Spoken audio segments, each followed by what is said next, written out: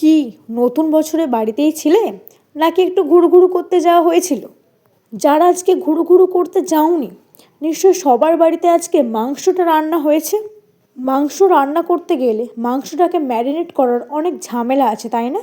আজকে আমি তোমাদের সাথে শেয়ার করব মাংসকে ম্যারিনেট করা ছাড়া কিভাবে মাংসটা রান্না করা হয় এবং খুব সুস্বাদু খেতেও হয়। এই পদ্ধতিতে মাংস রান্না করলে মনে হয় হাঁড়িতে চাল একটু বেশিই নিতে হবে। প্রথমেই আলু, পেঁয়াজ, ধনেপাতা, টমেটো এগুলো সব কেটে নাও। মাংসটাকে ধুয়ে পরিষ্কার করে রাখো। এরপর কড়া বসিয়ে তেল গরম হলে ওর মধ্যে আলু দিয়ে দাও।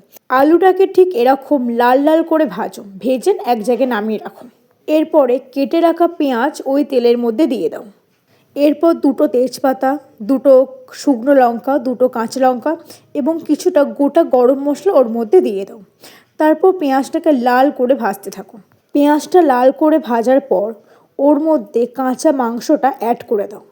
এরপর মাংসটাকেও ভালো করে ভাজতে থাকো এবং মাংসটাকে ঠিক ততক্ষণ ভাজতে থাকো যতক্ষণ না মাংসের গায়ে ঠিক এরকম একটা রং আসছে। ভাজার পর মাংসের মধ্যে আদা রসুনের পেস্টটাকে অ্যাড করে দাও। অ্যাড করে দেওয়ার পরেও হাতে কিছুটা সময় নিয়ে মাংসটাকে ভালো করে নাড়তে থাকো যাতে রসুনের কাঁচা গন্ধটা চলে যায়। এরপর মাংসের মধ্যে 2 চামচের মতো লঙ্কা গুঁড়ো, 1 চামচ কি 1.5 চামচের মতো হলুদ গুঁড়ো অ্যাড করো। এরপর সব থেকে কঠিন কাজ, মাংসটাকে খুব ভালো করে কষাও। যতক্ষণ না মাংসের মধ্যে জলীয় ভাবটা চলে যাচ্ছে ততক্ষণ পর্যন্ত মাংসটাকে খুব ভালো করে কষাতে থাকো।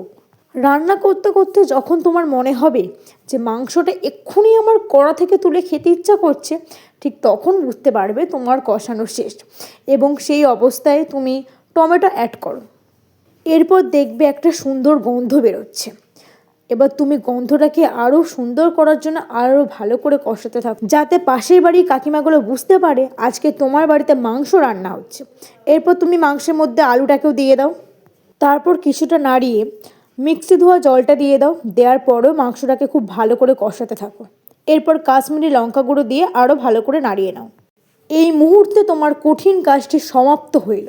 এরপর যে যেরকম মাংসের ঝোল খাবে সেই অনুযায়ী জল দাও। জলটা একটু ফুটলে ওর মধ্যে নুন দিয়ে দাও। এখানে আমরা সবজি খাই বলে আমরা এখানে মাংসের মধ্যে ফুলকপি দিয়েছি, তবে তোমরা দিতেও পারো নাও পারো, তবে দিয়ে দেখো, খেতে কিন্তু ভালোই লাগবে। এরপর ঝোলটা ভালো করে ফুটিয়ে নামিয়ে নাও। নামানোর পর ওপর থেকে একটু ধনেপাতা আর গরম মশলা ছড়িয়ে দাও। এরপরে এক ছুটে গিয়ে স্নান টান করে এসে একেবারে এক থালা ভাত নিয়ে বসে পড়ো।